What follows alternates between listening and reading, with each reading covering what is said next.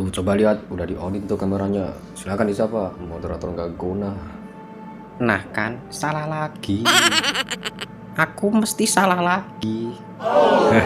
Ya udah, udah biar saya aja ya. Oke, assalamualaikum. Assalamualaikum warahmatullahi wabarakatuh. Bagaimana nih kabar para anggota TZSI? TJSI, semoga diberikan sehat walafiat. Amin ya rabbal alamin. Ya, kali ini Bang Haji akan bicara mengenai Hukum poligami. kamu gimana sih? Kita tadi bahas apa? Kita rencanain apa nih? Mau bikin konten apa? Tentang poligami. Oh, Kilap.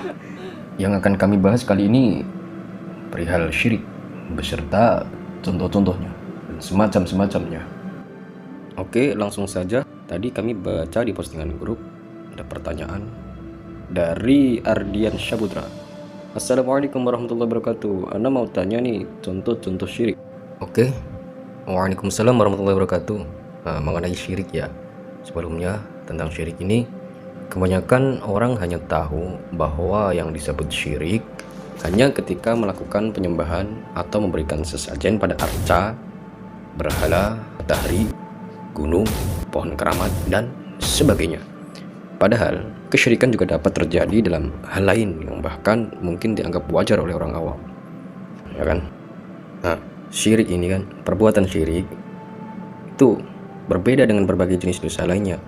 Perbuatan syirik adalah salah satu perbuatan dosa besar yang bila dibawa mati maka tak akan mendapat ampunan. Innallaha la yaghfiru an yushraka bihi wa yaghfiru ma duna dzalika liman yasha. Wa man yusyrik billahi faqad iftara isman 'azima. Nah, karena itulah sangat penting bagi seorang mukmin untuk tahu apa hakikat kesyirikan itu, hingga kita semua ini bisa sepenuhnya menjauhi semua jenisnya.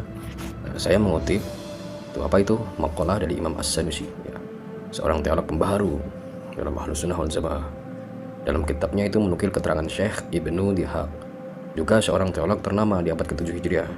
Nah, Ibnu Dihaq mendefinisikan syirik itu sebagai syirik itu menyandarkan perbuatan secara mandiri pada selain Allah yang maha suci dan maha tinggi. Syirik itu menyandarkan perbuatan secara mandiri pada selain Allah yang maha suci dan maha tinggi. Nah, maksudnya bagaimana nih? Itu maksudnya adalah menganggap ada perbuatan yang secara mandiri dilakukan oleh selain Allah dan berefek tanpa ada campur tangan Allah sedikit pun, ya, sehingga secara penuh perbuatan itu disandarkan selain Allah. Nah, Ibnu Dihaq kemudian memperinci bentuk-bentuk syirik tersebut mencakup kepada 3 kategori sebagai berikut.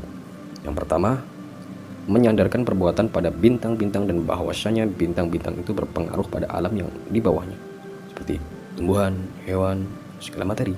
Pada masa ini, keyakinan semacam ini ada dalam ilmu zodiak dan astrologi, ya. Zodiak dan astrologi, tahu kan? Kemudian yang kedua, menyandarkan perbuatan pada benda-benda dan bahwasanya perbuatan itu efeknya adalah sebuah kewajiban yang pasti terjadi dan tak ada kaitannya dengan kehendak Allah. Ya, misalnya meyakini bahwa api bisa membakar secara mandiri. Makanan bisa mengenyangkan secara mandiri. Pisau bisa melukai secara mandiri, dan seterusnya yang berkaitan dengan sebuah hukum Allah. Nah, mandiri di sini maksudnya tanpa terkait kehendak Allah. Mandiri di sini itu di bagian ini banyak orang awam yang melakukan kesalahan fatal, termasuk saya kadang juga masih melakukan kesalahan fatal seperti ini. Bila misalnya diyakini bahwa api dapat membakar sesuatu dengan sendirinya tanpa sedikit pun kuasa dan kehendak Allah dalam proses itu, maka dia dianggap kafir.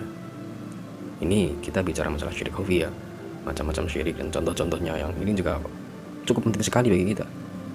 Seperti bila mana kita meyakini bahwa api itu dapat membakar sesuatu dengan sendirinya tanpa sedikit pun kuasa dan kehendak Allah dalam proses itu.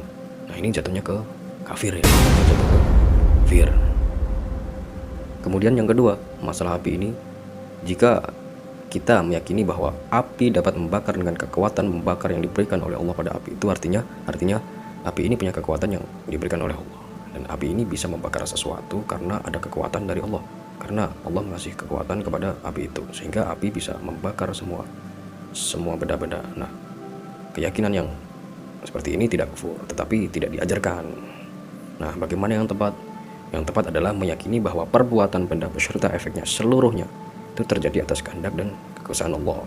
Kapanpun Allah berkehendak, Ia bisa membuat prosesnya terjadi di luar kebiasaan, seperti dalam kisah Nabi Ibrahim itu yang terbakar api, dan kisah mukjizat para nabi-nabi lain yang menyelisihi hukum alam. Kalau dilihat kan tidak mungkin, tapi itu memang hukum Allah. Nah, kira-kira sampai di sini paham ya tentang bentuk-bentuk syirik ini. Seperti obat, kita berobat atau kita minum obat pil atau kapsul. Nah, kalau kita meyakini bahwa pil itu, obat itu bisa menyembuhkan, ini kita bisa jatuh ke syirik ya. Ini bentuk-bentuk syirik ya, syirik yang samar, dan juga ini juga bahaya sekali.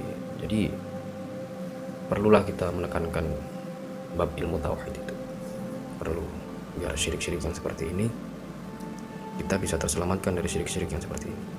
Kita lanjut ya. Yang ketiga tentang bentuk-bentuk syirik ini yaitu menyandarkan perbuatan pada kehendak bebas manusia yang diberikan kekuasaan oleh Allah.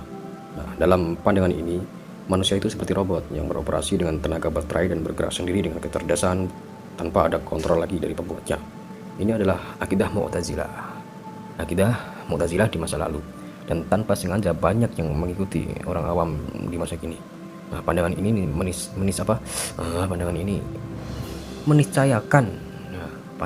meniscayakan bahwa Allah tak tahu apa yang akan terjadi di masa depan bila seorang manusia dengan kehendak bebasnya belum menentukan pilihan. Jadi pandangan-pandangan seperti ini itu meniscayakan bahwa Allah tak tahu apa-apa sebelum seorang manusia itu berkehendak bebas dan belum menentukan pilihan. Juga pandangan seperti ini tuh meyakinkan atau meniscayakan bahwa manusia sepenuhnya dapat memberi manfaat dan kerusakan secara mandiri tanpa bergantung pada kehendak Allah. Padahal nih, dalam keyakinan kita kan ya, tak ada perbuatan yang bisa terjadi kecuali dengan izin Allah, termasuk perbuatan manusia dengan kehendak bebasnya. Bila Allah berkehendak terjadi kejadian A, maka manusia tak mungkin mengubahnya menjadi B meskipun berupaya sangat keras. Nah, itulah 3 jenis kesyirikan yang bisa saja terjadi tanpa disadari oleh masyarakat.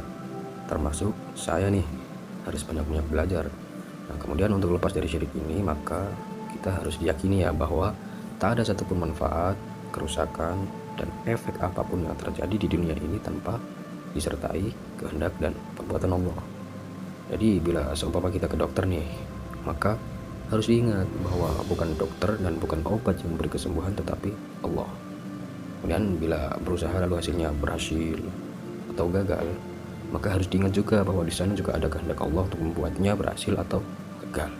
Jadi kunci agar terhindar dari syirik ini, maka kita harus punya keyakinan bahwa semuanya itu kehendak Allah, kehendak Allah, kehendak Allah. Demikianlah seterusnya untuk seluruh hal lain, sehingga semua hal selalu terikat dengan Allah. Jadi apapun itu kita harus menancapkan iman kita, menancapkan sebuah keyakinan bahwa tidak ada yang akan terjadi kecuali atas kehendak Allah.